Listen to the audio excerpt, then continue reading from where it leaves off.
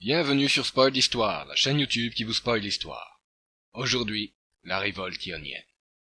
500 avant notre ère, Darius Ier est à la tête d'un empire, s'étend de l'Inde à la Méditerranée. Au sein de cet empire, l'Ionie. L'Ionie est une région constituée de 12 cités grecques. Cela fait 40 ans que ces cités ont été conquises par les Perses. Depuis la conquête, chaque cité est dirigée par un tyran, choisi par les autorités perses parmi la population locale. 499 avant notre ère. Aristagoras, tyran de Milet, participe à une tentative d'invasion de Naxos aux côtés des Perses. L'expédition est un échec, et Aristagoras en est tenu responsable. Craignant d'être destitué, voire même assassiné, il se voit contraint de se révolter. Il renonce alors à la tyrannie et invite les autres cités ioniennes à prendre les armes contre l'occupant perse.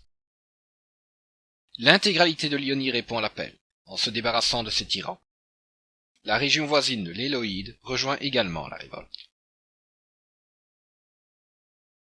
Conscient de la supériorité militaire de l'Empire perse, Aristagoras se rend en Grèce pour trouver des alliés prêts à combattre à ses côtés. Il se tourne dans un premier temps vers Sparte, qui refuse. Il a plus de chance avec Athènes et l'Érythrée qui accordent leur soutien en lui envoyant des troupes. Printemps 498 avant notre ère. Les Ioniens et leurs alliés marchent sur Sardes, la capitale de la Lydie. Ils ravagent la cité mais ne parviennent pas à en prendre le centre, l'Acropole.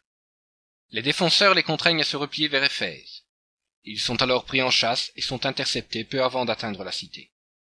Les Perses sortent vainqueurs de la bataille et infligent de lourdes pertes au contingent grec.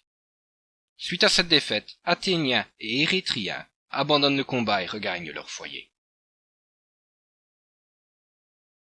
Malgré cette défaite, et contre toute attente, la révolte se propage. L'Hellespont, la Propontide, la Carie et Chypre se soulèvent également. L'Empire perse en danger n'a d'autre choix que de lever de nouvelles armées, ainsi qu'une nouvelle flotte. Ces nouvelles forces reprennent méthodiquement Chypre, l'Hellespont, la Propontide et la Carie. Ensuite les Perses attaquent à Milet, berceau de la révolte, qu'ils rasent. Il ne reste plus alors qu'à en finir avec les dernières cités rebelles, Chios, Lesbos et Ténédos.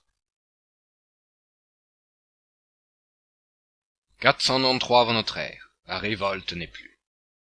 Le puissant empire perse est à nouveau unifié sous les ordres de son grand roi Darius Ier, qui se prépare maintenant à envahir la Grèce pour se venger de l'aide qu'ils ont apportée à la révolte. C'est le début des guerres médiques.